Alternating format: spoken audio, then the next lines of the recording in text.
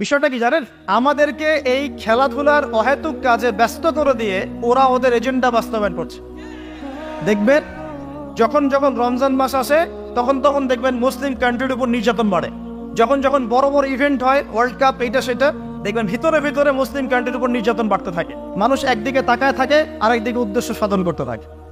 বুঝাচ্ছি বিষয়টা। আপনার 5টা বাচ্চা আছে মনে করেন, খুব জ্বালায়, কান্নাকাটি করে, হইচই করে, আর আপনি মোবাইল ফোনটা বের করে দিয়ে বলেছেন, বাবা বস, তোরা 5 জন মিলে একটা কার্টুন দেখ, আমি একটু কাজটা করি। দিয়ে দিলেন, ও কার্টুন দেখছে চুপচাপ, কেউ কোনো ডিস্টার্ব নয়। আর বুঝতে পারছেন? আর এই যে বাচ্চাগুলো কার্টুন দেখছে না, এগুলো হচ্ছে আমরা, আর ওই যে কাজ করছে বাপ, এটা হচ্ছে ওরা, পশ্চিমারা। আমার কথা কি বুঝতে পারেন? আচ্ছা, আমি সহজ করার চেষ্টা করছি। প্রিয় যুবক ভাইরা, মেয়ে তো উন্মুক্ত করে দিয়েছেই, মাদক তো দিয়েছেই, জুয়া দিয়েছে, অহেতুক এসব খেলতামাশা দিয়েছে তোমার সামনে, তোমার সময় কেড়ে নেওয়ার জন্য, তোমার হায়াত কেড়ে নেওয়ার জন্য। তোমার মূল্যবান হায়াত, যে হায়াতটাকে তুমি আল্লাহর পথে দাওয়াতের কাজে ব্যয় করবা, দিন চর্চার কাজে ব্যয় করবা, আল্লাহর ইবাদতের কাজে ব্যয় করবা, আমর বিল মারুফ নাহি আনিল মুনকারের কাজ করবা, এই সময়টা ওরা কেড়ে নিয়েছে তোমার কাছে। বুঝতে পারছো না তুমি? আবার নেশা দিয়ে তোমার ভিতরটা নষ্ট করে ফেলেছে, জেনা দিয়ে তোমার অন্তরের নূর নষ্ট করে দিয়েছে, ফ্রি মিক্সিং দিয়ে জেনা এবং তোমার যে পবিত্রতা, চারিত্রিক পবিত্রতা নষ্ট করে দিয়েছে। দেখেন আল্লাহ পাক বলেছেন, উদখুলু ফিস সিলমি কাফা, তোমরা পরিপূর্ণরূপে ইসলামে প্রবেশ করো।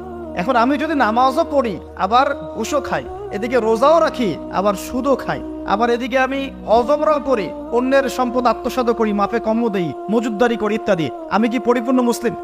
আমি কি উদখুলু ফিস সিলমি কাফার উপর আমল করতে পেরেছি? আর আল্লাহ পাক এখানে বলছেন, ওয়ালা তামুতুন্না ইল্লা ওয়া আনতুম মুসলিমুন, পরিপূর্ণ মুসলমান না হয়ে তোমরা মৃত্যুবরণই করিও না। করলেই সমস্যা। পরিপূর্ণ মুসলমান না হয়ে মারা গেলেই সমস্যা। কি সমস্যা?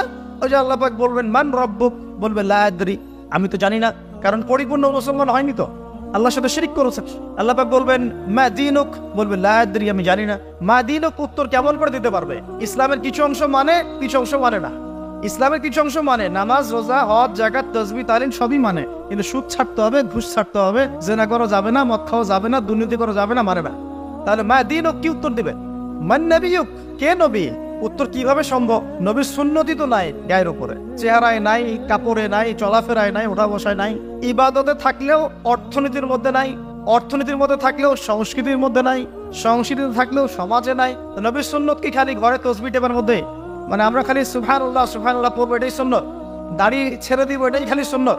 টাকনোর উপরে কাপড় পরবো, এটাই কি খালি সুন্নত? সমাজের মধ্যে সুন্নত নাই, অর্থনীতির মধ্যে সুন্নত নাই, ব্যবসা বাণিজ্যের সুন্নত নাই, চাকরি বাকরিতে সুন্নত নাই, পরিবারের সুন্নত নাই, সংস্কৃতির মধ্যে সুন্নত নাই। আর রাষ্ট্রের কথা বললাম না, ওটা বাদ দেন, ওটা এই যুগে সম্ভব না।